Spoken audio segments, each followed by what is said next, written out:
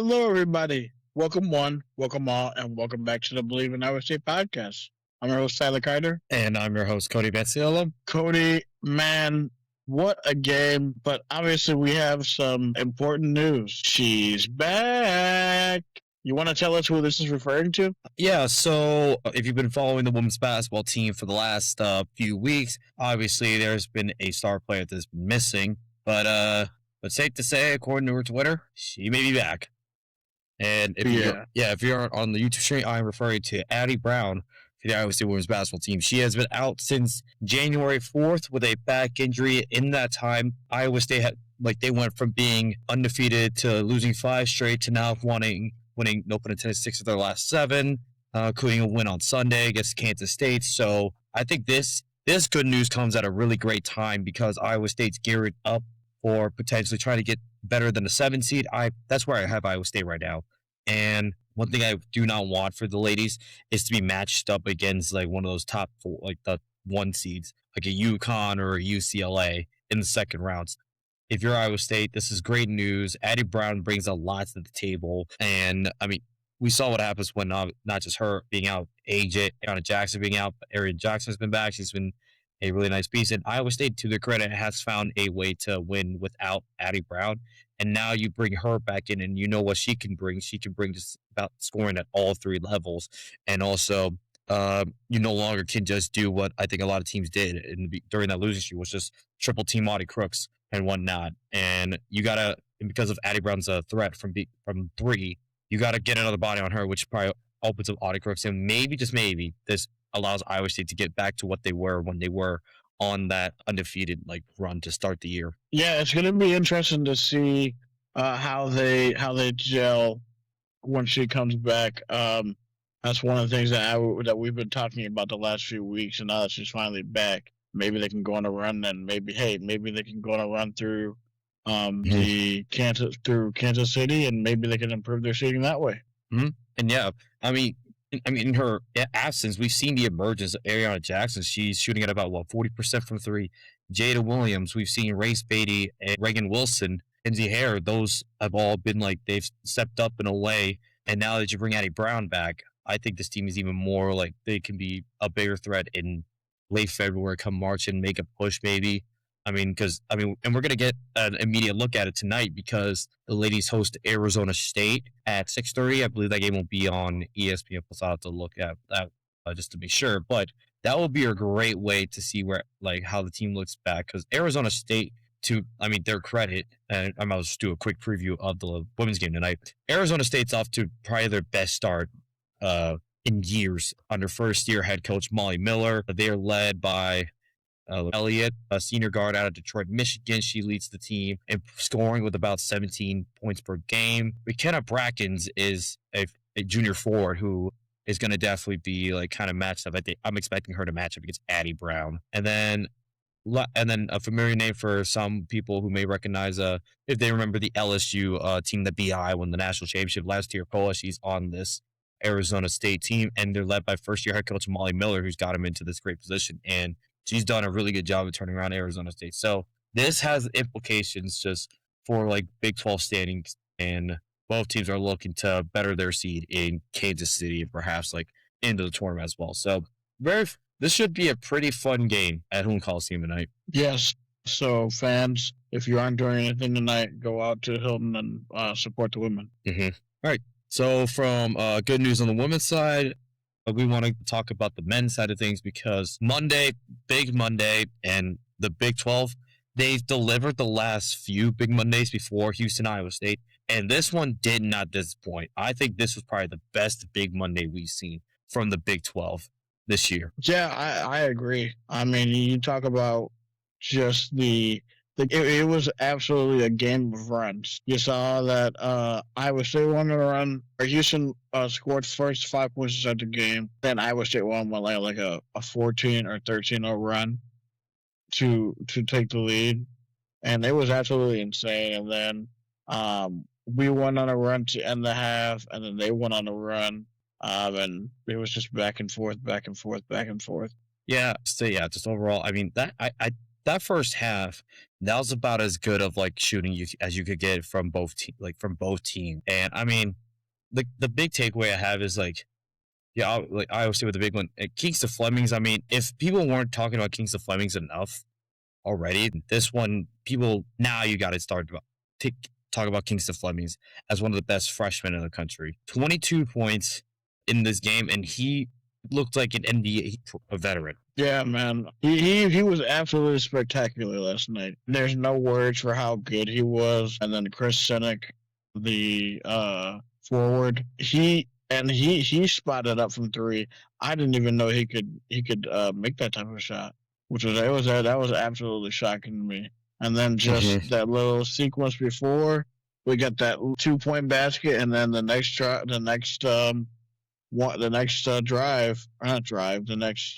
way down the court, Marion Bateman hit that three. So, Yeah, for sure. I mean, you mentioned Jamarian Bateman. Yeah, you spoke of Jamarian Bateman, and I mean, yeah, Jamarian Bateman, him and Nate Heisey, those two gave just the spark. Like they gave crucial plays for Iowa State. Jamarian Bateman with those 2 threes and about perfect times as well. Basically, Jamarian Bateman's three basically started the run.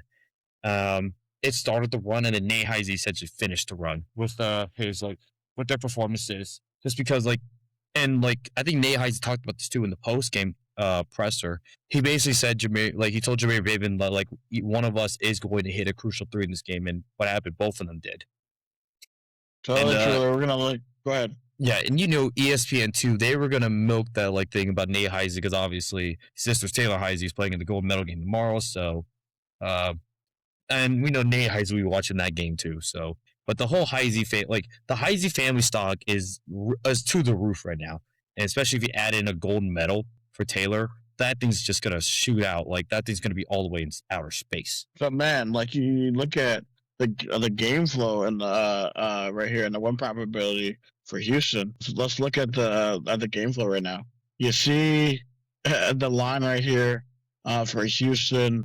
It goes up and up and up, and then it goes down and plateaus.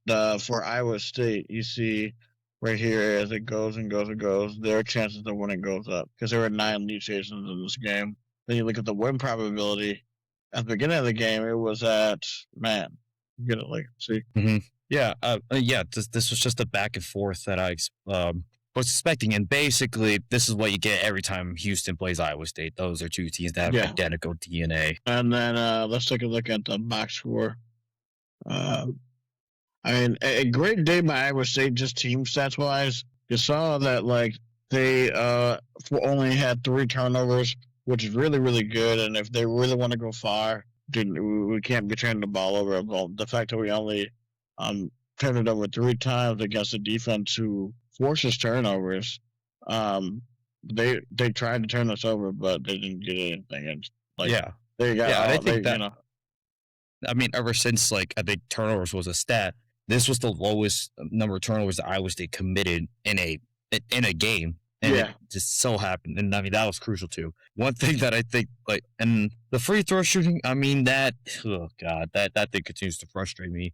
But I mean, there was a point where a lot of those were Blake Buchanan essentially getting hacked. And and also Taven Lipsey missed a couple of free throws, but he also made up for it with that huge play, that huge offensive board. And I think people start calling it Taven plays. That's just what they are. Dude, I just think about how appreciative that I am that we have Taven Lipsey on the floor because he lays his body on the line for this team, and I really, really commend that. Mm-hmm. Yeah, so overall, this is just a huge win for Iowa State, and they're right back in not just the Big 12 regular season title race, but also in the race for potential 1 seed. Just this whole weekend, right back in the conversation. A slim chance, but there is a chance. So, I mean, that's about Iowa State, but I mean, there's something so that's about Iowa State in the recap. So, what's been said needed to be said there, and I think that's about it. But we had so kind of just a summary of Tuesday's matchups because there were some matchups in the Big 12. First, you had UCF taking care of TCU in Orlando, 82-71. So UCF kind of still trying to be that 7th team, sort of. in the tournament. I mean, they had that 3-game losing streaks. We'll see where they're at.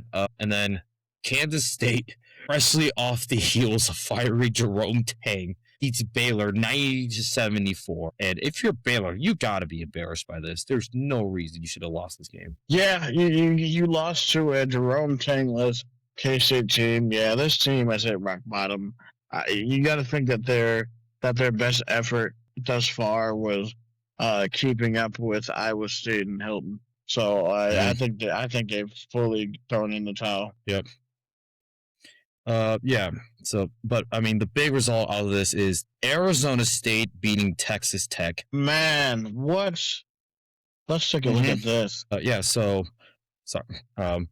Arizona State winning 72-67. Mo Odom with 23 points, and I mean, this is a great win for Arizona State. But the biggest story of this game was JT Toppin leaving the game with what looked like to be a non-contact injury. Because I was able to catch this late night. And the play, it looked like JT Toppin just landed awkwardly. He was grabbing the back of his leg immediately, and he that was so didn't scary. come back to the game. Yeah, but man, if this is like big, like this could be an issue for Texas Tech, because one thing that Texas Tech's kind of don't necessarily have is a good bench, and JT Toppin does so much for the Texas Tech team, and if they do not have him, I'm uncertain of what Texas Tech can do. I'm certain of what they can do the rest of the season. Yeah, it's basically at that point just sort of done. At that point, I mean, let's take a look at just this conference as a whole. And 1 second. Oh, okay, here it is. All right, so the standings right here. Here are as follows. Here are the top. We'll say the top 6 teams. Houston, Arizona, Iowa State, Kansas, Texas Tech, and BYU.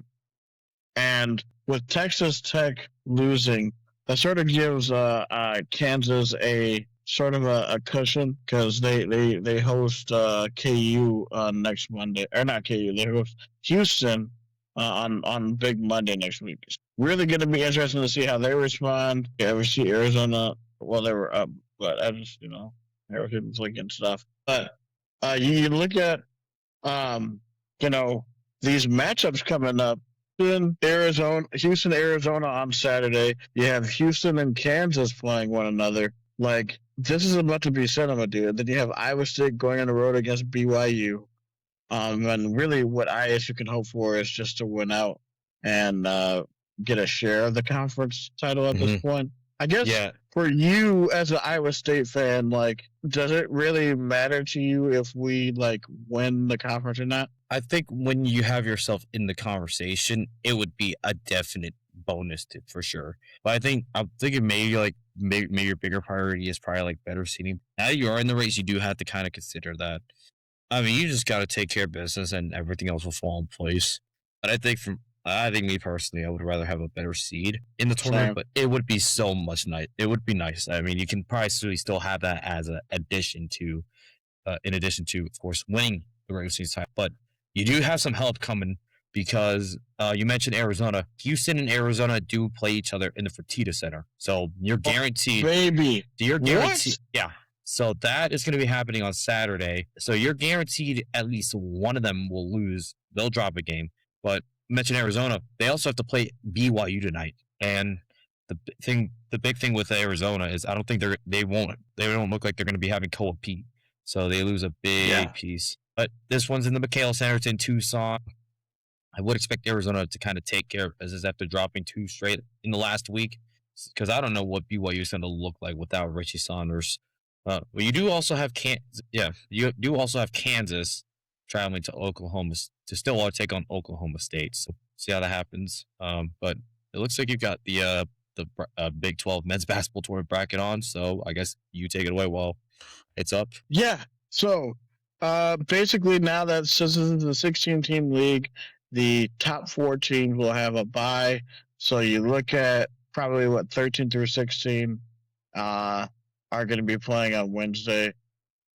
So you see 1, 2, 3, 4. It's going to be interesting to see how these top 4 go out.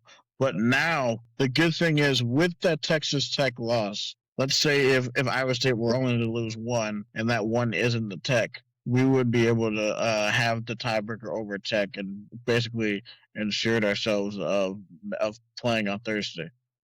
That's basically what that ensured, is that as long as we do what we need to do, we will be playing on Wednesday. Or on Thursday, sorry. Oh, Thursday. So that just makes our path a little easier.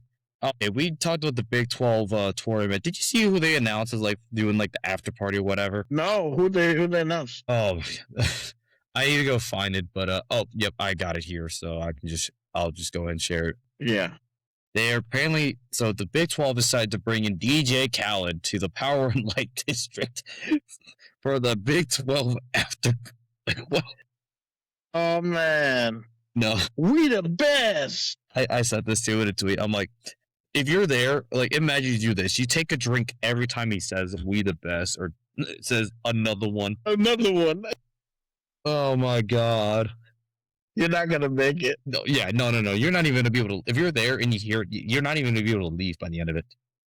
But I mean, yeah, Kansas City, yeah, Power Light District, for the after party. And I mean, this is probably a way for the Big 12 to really continue to build up their stock and their resume and whatnot. Yeah, definitely.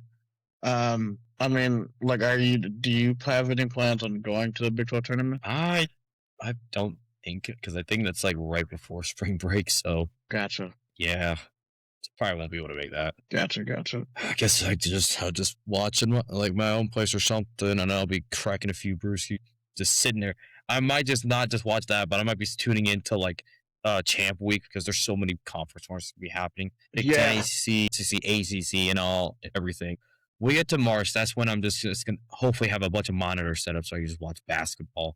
Well, what you need to do is tune in the week before and watch those small tournaments, because those small tournaments are actually pretty lit. Don't worry. I'm tuning into like what Arch Madness for Arch Madness. Yeah. You probably got like the A10, America East. You get all those smaller conferences.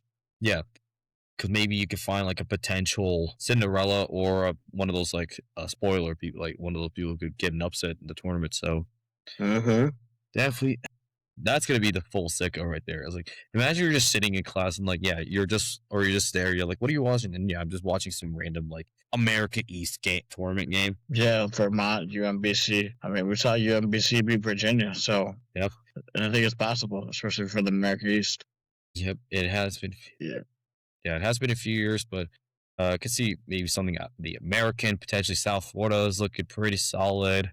Yeah. With A10 St. Louis, even though they just taking their first loss in conference, they are like, it's them and VCU right now in the race for the A10. Has VCU always been in the race, or did they just come out of nowhere?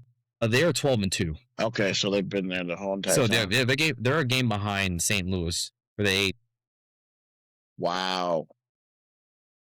So I wonder if let's say VCU comes back and takes that bid, would St. Louis still get in? I mean, we had the situation a couple years ago with Drake and Indiana State in the Missouri Valley. Drake went on to the tournament, but Indiana State didn't, even though they had a good enough resume to make it. So if I'm going off of that, then I'm going to presume that it's not likely. Well, I know they changed the rules so that something like that couldn't happen again, to change the criteria, but so I'm sort of wondering if they're even gonna like actually stand by that. Maybe. And then we'll have to definitely keep tabs on the MAC. Akron is a game behind Miami of Ohio. Miami of Ohio is still undefeated. They are still the only undefeated team of the year. But Miami of Ohio has already beaten Akron, so Akron's gonna need somebody to get an upset over Miami of Ohio, but it doesn't look like it. Miami of Ohio is Bowling Green, Eastern and Western Michigan, Toledo, and then at Ohio. So I do not see that for them.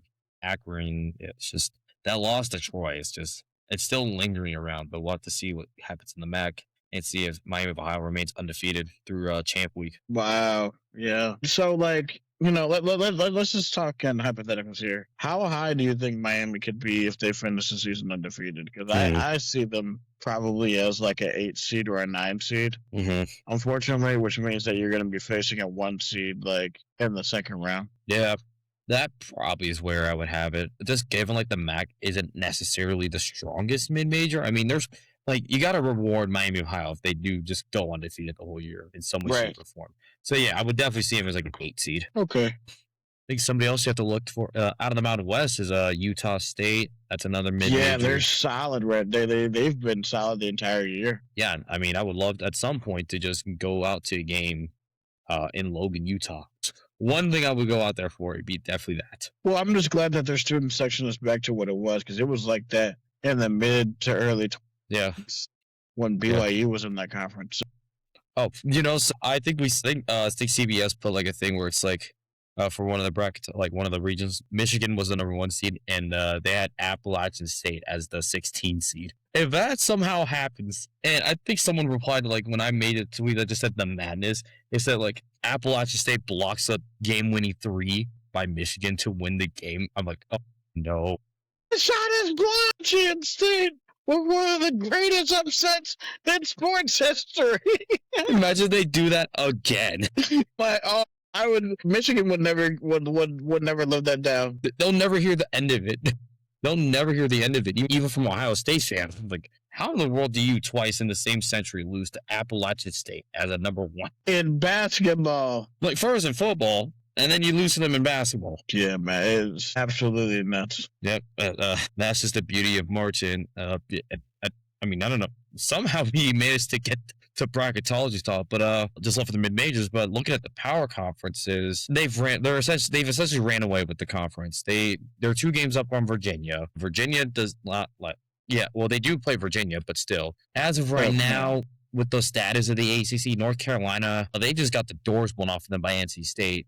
I saw that. I'm like, what the? They were without Caleb Wilson and Henry Vasar.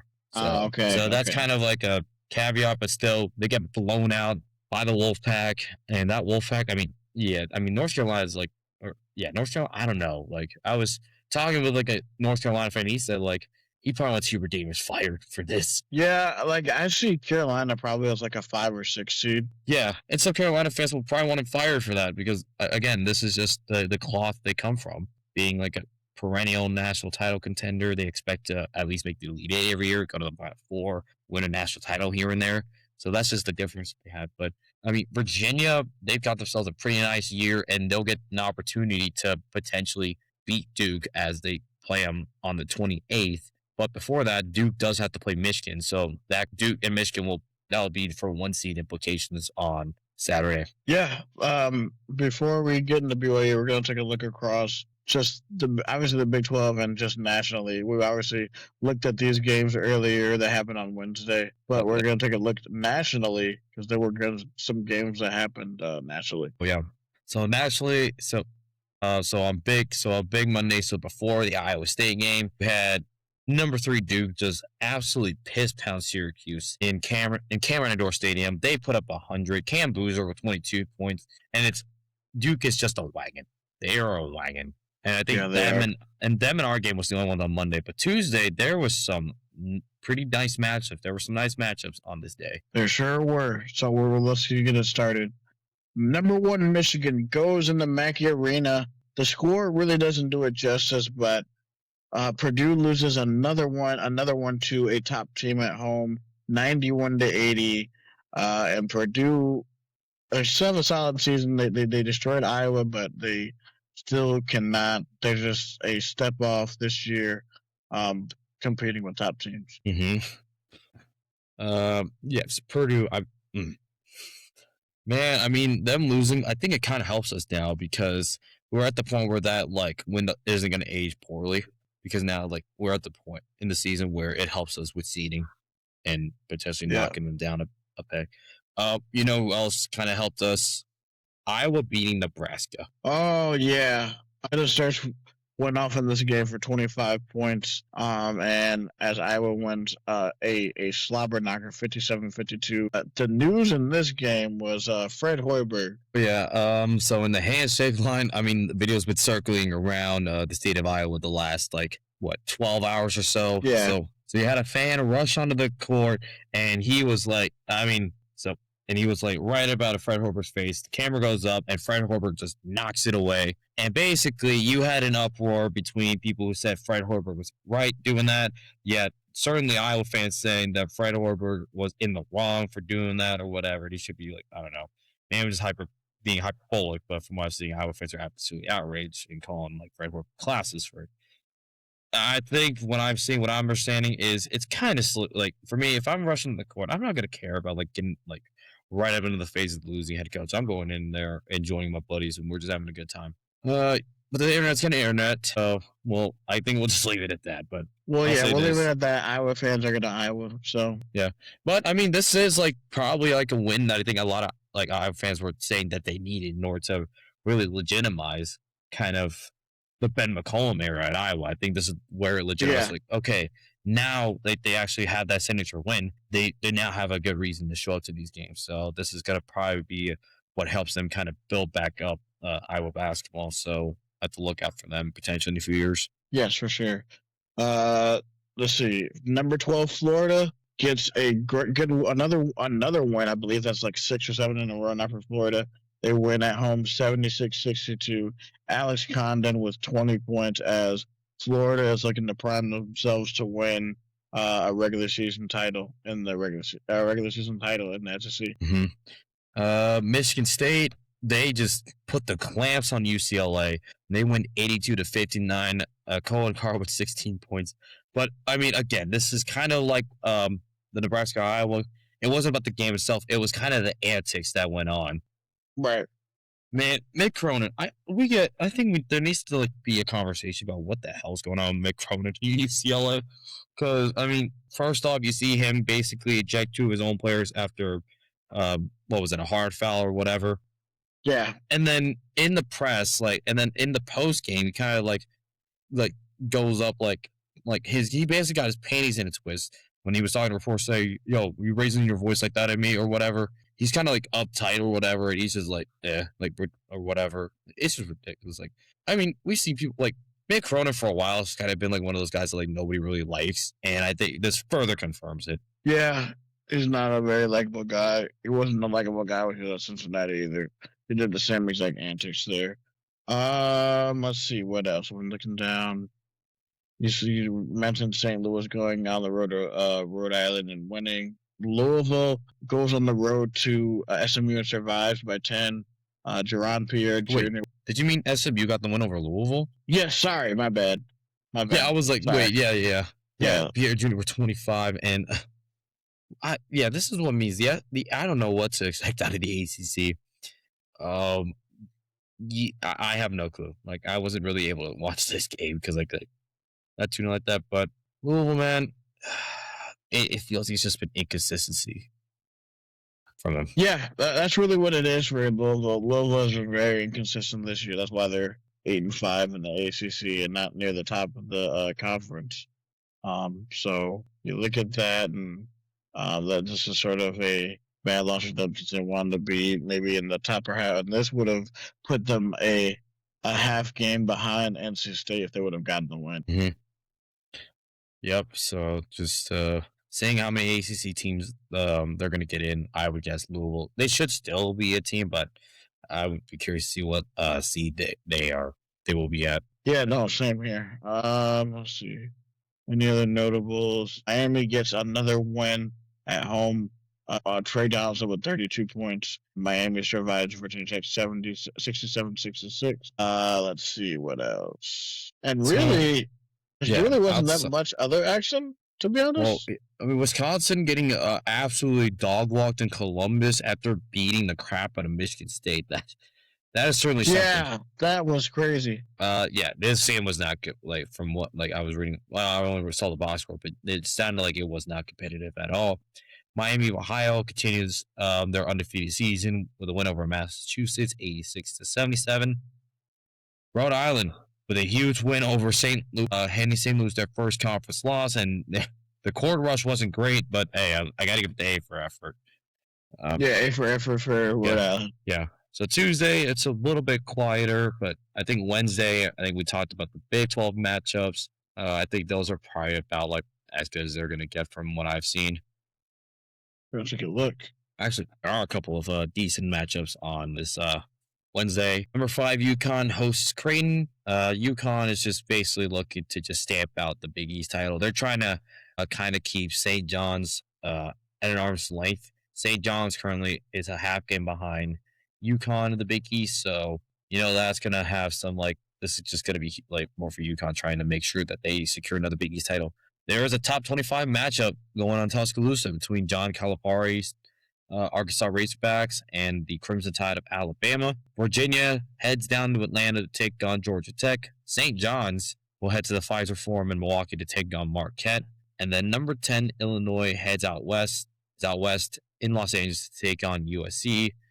And then Gonzaga, they got a late night game against the Dons of San Francisco. That's going to be a tricky game. So watch out for that. Yeah, you see Illinois, USC. So there's that. Friday, there is a pretty important in-state rivalry matchup between number 7 Purdue and Indiana. This will be at the Mackey Arena, be 7 p.m. on Fox. And then Saturday, I think this is a pretty decent Saturday. Yeah. So so we take a look at Saturday's matchups. Start off the day pretty nicely with number 12 Florida heading down to Oxford, Mississippi to take on the Rebels of Ole Miss. This is an odd place for a CBS game, but it's not too shabby. Number 8 Kansas hosting Cincinnati at Allen Fieldhouse.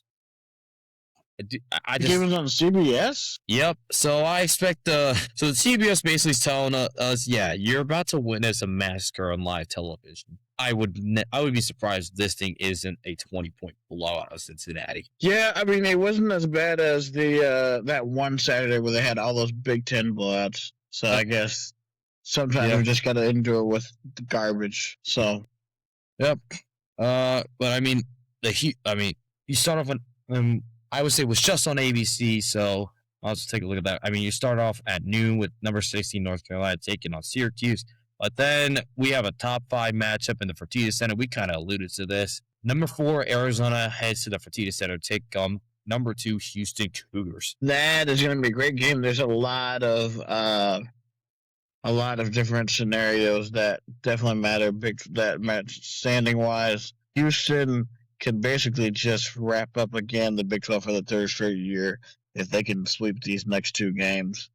Arizona still has a chance and are going to have to do it without Koa Pete, who we don't know how long he's out for. Oh. We kind of highlighted this too. In Washington, D.C., number 1 Michigan is taking on number 3 Duke.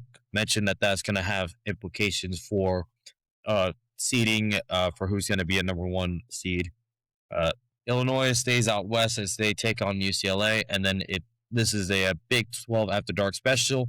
Number 6 Iowa State Cyclones heads out to Provo to take on number 23 BYU. Yes, and with that, we are going to be going right into our BYU breakdown. Obviously, with the loss of Richie Saunders, it definitely changes the way how Iowa State is going to approach this game. Yeah. For you, what are some key matchups that you're excited to see? I think for sure we'll just have to see who's going to match against AJ DeBansta. Will it be Killian Torre, who's undersized? Will it be Joshua Jefferson? Will it be Milan Momcilovic? So you're gonna have to see who's gonna match against AJ DeBansta. But I do want to ultimately see who comes off the bench for BYU and who can actually give production, because outside of Richie Saunders, before he got injured, so he was the number 2 option besides AJ DeBansta, and Rob Wright was the 3rd option. But now you saw Rob Wright has been essentially elevated to the number 2 option. So now he's going to have to do a little bit more for BYU. But outside of those 2, who can you really rely on to be that 3rd or 4th option? Because that's something that I just haven't seen out of the bench this year for them. No, definitely, for sure. We're going to take a look deeper into their BYU roster. Obviously, I know one guy from B that's standing out is Robert Wright. He scored 39 points in the last game. Yeah. So him, and then obviously Kiba Keita. He is a beast rebounder. He's given us trouble the last few times that we've played BYU. So I think it's definitely going to be one of those games to where Dominicus Plata and the bigs are definitely going to have to be on their game. Mm-hmm. Yeah, and this is what I think too. Is like that's true. I mean, BYU's given us trouble in years past, but if there's a team that I think can beat BYU this year, it's this team. It's just the ability. I think we were much better this year in the paint than we were last year. Right? We got an upgrade at the 5, so you got a lot more length and a bit athleticism out of Blake Buchanan. And then you get that shooting from Milo Mochilovic, Tim Lissi with his ability to pickpocket, and then what you get off the bench with Dominicus Plata, who's developed, like he's gotten so much better as the years gone on, so he can give really good minutes and just hold his ground. I think if he's able to do that, that can really help out Iowa State. And then Jameer Bateman and Nate Heise contribute, and how continuing to contribute how they've been doing it the last like couple of games. So that'll be something to note. But before we even get to that, Iowa State will have opportunity to kind of watch film and get a good idea what BYU is going to look like as they head to Tucson to take on Arizona at 8 p.m. tonight. So we'll have to wait and see probably after that game to get a better picture of what BYU is going to look like heading into Iowa State. Because if you're Iowa State, would you rather catch BYU after if they do pull off the win in Tucson?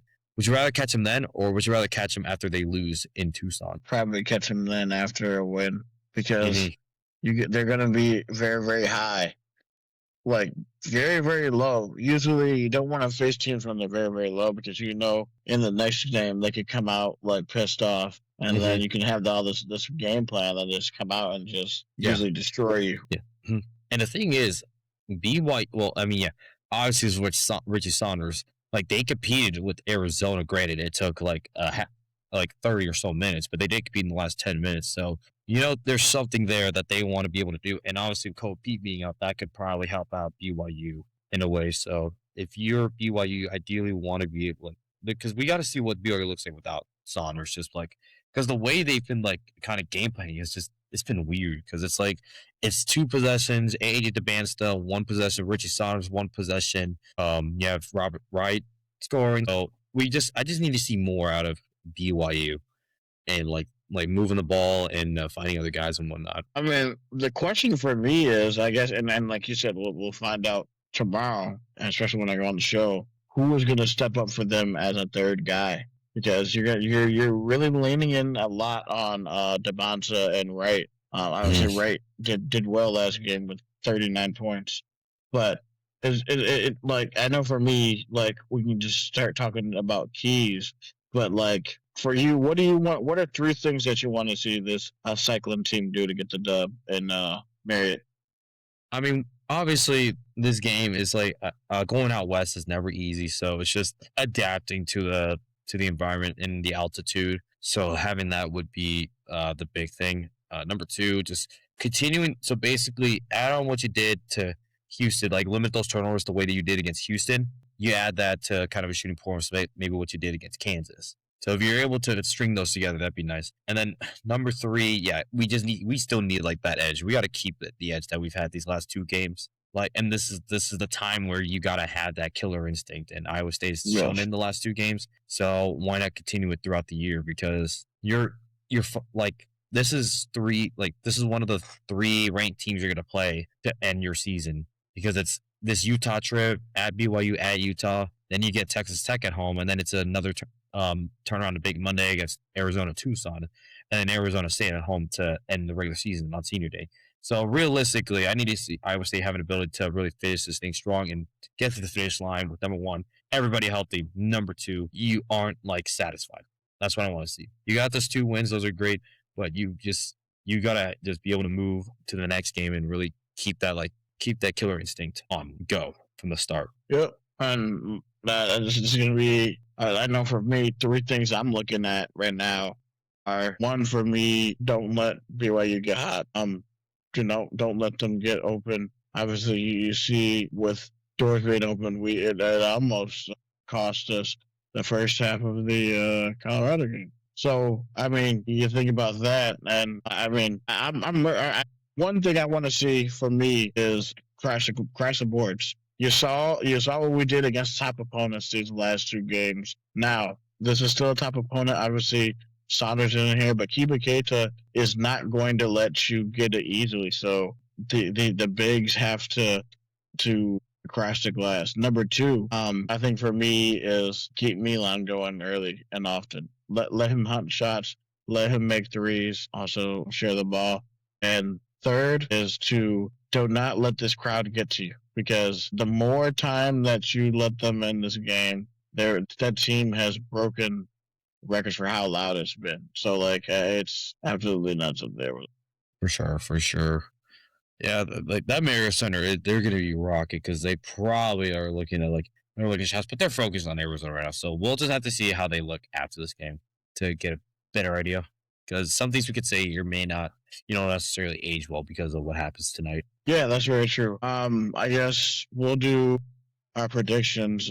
Do you have Iowa State winning this one? I mean, I like our chances in this one. I think this is probably a better year for them to win it than I would in other years. So I could see like if like we said this like about it in the past, where like if you're trying to be like a team that wins like a championship, you got to win in this type of environment. So and I think this team has the mantle to be able to do it. So I agree. So yeah, I have them. Don't have an exact score, but that'll just be a Wednesday. Like that'll be an after Wednesday type of deal. All right. Okay. Well, thank you for joining me on today's show, Cody. We are going to end today's show a little bit of a shorter one because we have less to cover now that we're getting closer to the end of basketball season, going into the tournament. We want to give our thanks to FanDuel, our presenting sponsor. Make sure to get your March Madness bets in. They probably do have good odds. You can find me on Twitter, Tyler at SciTyGuy. You can find Cody on Twitter. Actually, here are our 6 forms of social media. We're on Twitter, YouTube, Facebook, TikTok, Instagram, and Twitch. Twitch handle is Believe in ISU 2025. Right. Signing off. For Tyler Carter. And for Cody Mitsulam. This is the Believe in Iowa State podcast. Roll Clones. Go Cyclones.